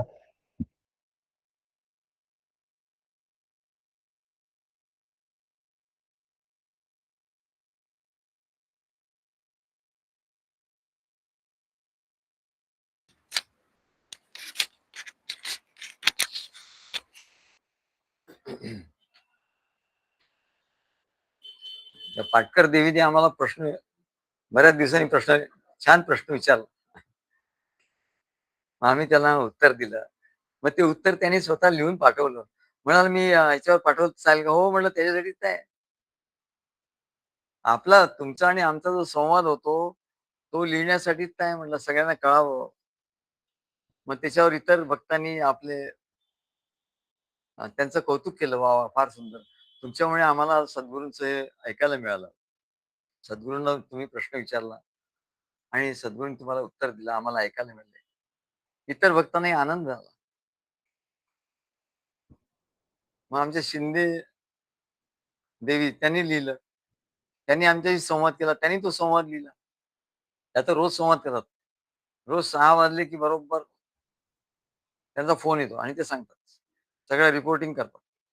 काय झालं, कसं झालं, मी काय केलं, कुठले स्तोत्र म्हटले, काय पूजा केली, ग- निलेश काय म्हणाले, मुलगा काय म्हणाला, सर्व त्यांची भक्ती, आपली भक्ती, सर्व हे. आणि इतर भक्तांची भक्ती, इतर भक्त काय म्हणाले, त्यांच्याकडून बातम्या घेतात, बातम्या येतात. आणि आणि जिकडे तिकडे त्या बातम्या झाल्यामुळे त्याचा आनंद होतो सगळीकडे. कोणी फोटो पाठवतात, फोटो काढतात, फोटो पाठवतात. असं सर्व आनंदी आनंद होतो सर्वांकडे. तेव्हा याचं लक्षण सांगतात ज्ञानेश्वर महाराज. ते म्हणजे श्री गुरुचा भक्त कसा असतो? तो म्हणले श्री गुरूंच्या इतर भक्तांकडून जी बातमी येईल, ती ऐकून तो धन्य होतो. वाह! आम्ही धन्य झालो काय? हो, त्या श्री गुरुजी ते अमुक-अमुक भक्त आहेत. त्यांनी असं सद्गुरूंशी संवाद केला आणि त्यांनी ते लिहिलं. अरे वाह! त्यांच्याकडे असा-असा कार्यक्रम झाला. मी नाही जाऊ शकलो. पण एवढा सुंदर कार्यक्रम झाला. त्या कार्यक्रमात सद्गुरू असं बोलले. वाह! वाह! त्याला एवढा आनंद होतो. आणि ते ऐकण्यात ती बातमी ऐकून तो धन्य होतो, धन्य.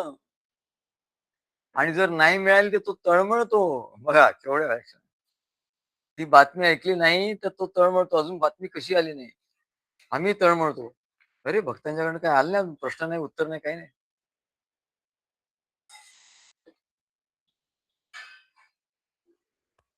प्रश्न नाही, उत्तर नाही, बातमी नाही, काही नाही. आम्हाला तळमळ असते तशी इतरांना, सर्व भक्तांनाही तळमळ होते. आणि ती बातमी आली की त्यांना धन्यता वाटते.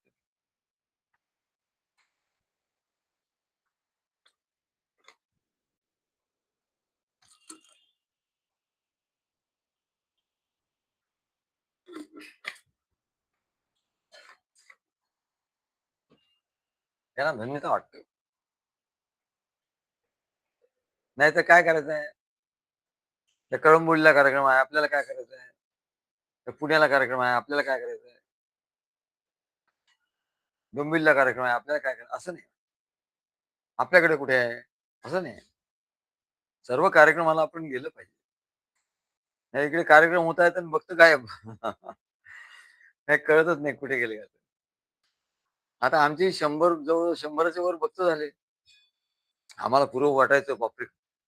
यांच्याकडे 100 भक्त आहे. हां, हां, म्हणता काय 100 भक्त 100च्या वर झाले म्हणा. आमचे घोरपडे त्यांनी याच्यात खूप मेहनत घेतली आणि त्यांनी चंग बांधला आहे. नुसतं 100 म्हणजे काय नाही. त्यांना असं वाटतं अरे, हे तळमळ नाही. हे कुछ भी नाही आहे. म्हणाले जेव्हा हजारो होतील, लाखो होतील, कोट्यावधी होतील, तेव्हा म्हणले आम्हाला धन्यता वाटेल. त्याच्या आधी आम्हाला धन्यता नाही वाटत. त्याच्या आधी आम्ही गप्प बसणार नाही.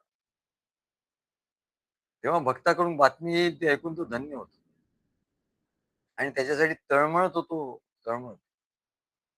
अशी तळमळ ज्या शिष्याच्या ठिकाणी दिसून येते, तिथे काय सांगतात ज्ञानेश्वर महाराज काय सांगतात, अशी तळमळ ज्या शिष्याच्या ठिकाणी दिसून येते, आपल्याला लावून बघावं हे वाक्य. अशी तळमळ ज्या शिष्याच्या ठिकाणी सद्गुरूच्या कडूनच नाही, सद्गुरूंच्या कडून तर बातमी येतेच.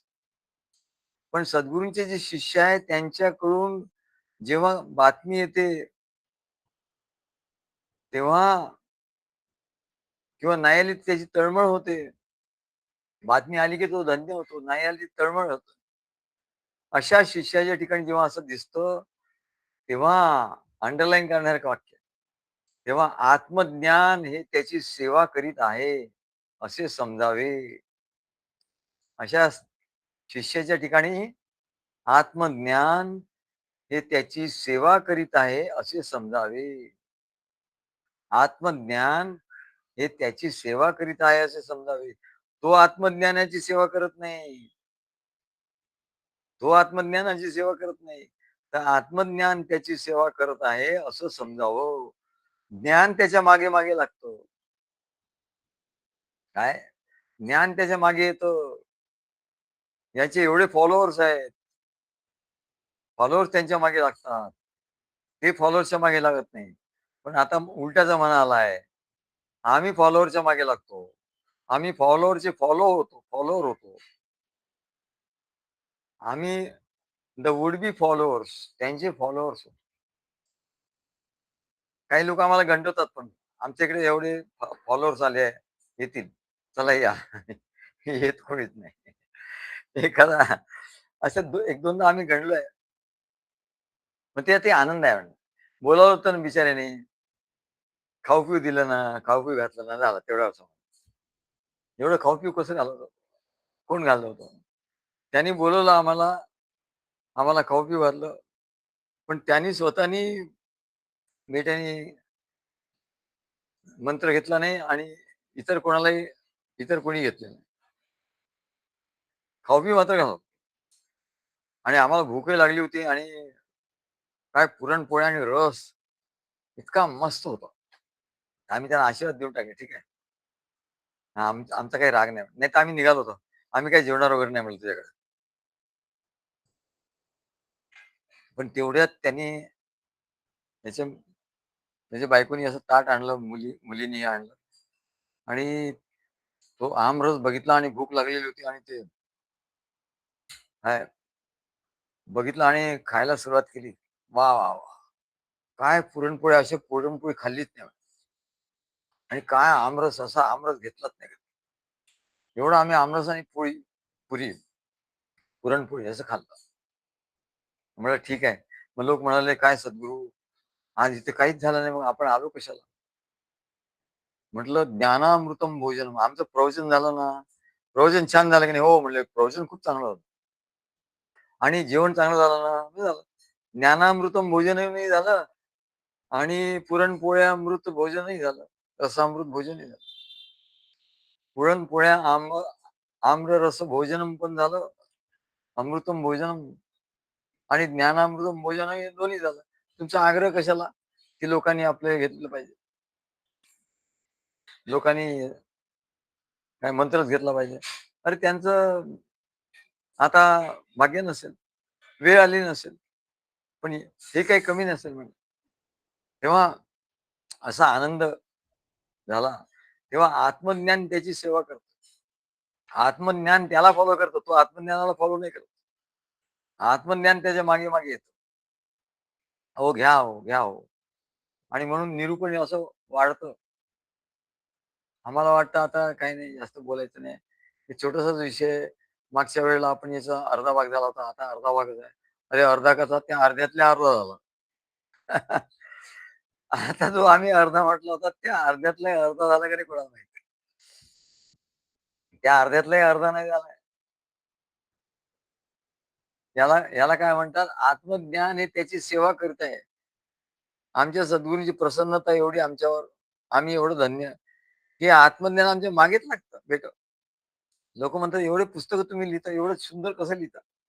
मग आम्हाला काय माहित, ते आत्मज्ञान येतं मागून. आणि ते येतं बा, आम्हाला घ्या, आम्हाला घ्या असं. तेव्हा आत्मज्ञानी त्याची सेवा करता असतो. म्हणजेच तो मला ज्ञान व्हावं म्हणून ज्ञानाच्या मागे धावत नाही, तर ते ज्ञानच त्याच्या मागे मागे धावत धावत येतो. त्याची सेवा करण्याची संधी मिळेल का, हे पाहायला ते ज्ञान आतुर असतो. तेव्हा आम्ही मगाशी जसं सांगितलं की तो त्या त्रिगुणातीत होतो. रजोगुण, तमोगुण याच्या पलीकडे जातो. गुणातीत होतो.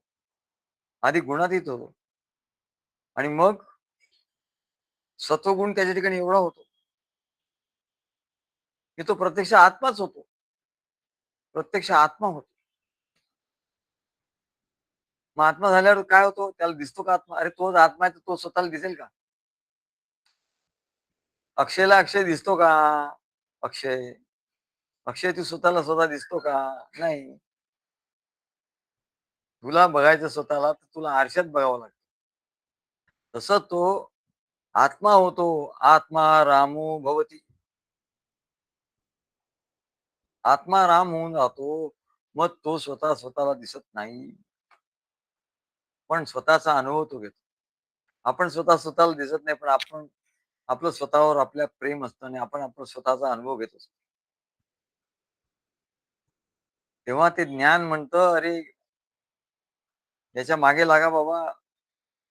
हा काय हरिपाठावर लिहितोय, गीतेवर लिहितोय, याच्या मागे लागा. याची याची सेवा करायची संधी आपल्याला मिळते आहे. अवधूत महाराजांचे शिष्य आहे. साधं सुद्धा नाही काम. आणि म्हणून याच्या मागे मागे चला, असं ते ज्ञान म्हणतं. कारण गीतेवर, हरिपाठावर किती निरूपण केलं संपतच नाही. आता हा श्लोक जो सुरू झाला, 4 गुरुवार झाले मला वाटतं. आता 5वा गुरुवार. आणि 5व्या गुरुवारी अजूनही ते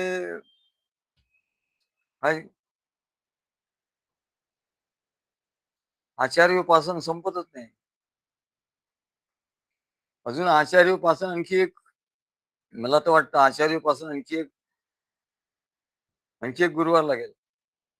त्याच्यानंतर आणखी 2 शब्द, आणखी 3 शब्द आहेत. ते 3 शब्दावर किती किती निरूपण होणार? म्हणजे 4 निरूपण, 5 निरूपण, आणखी 5 म्हणजे 10 निरूपण होतील.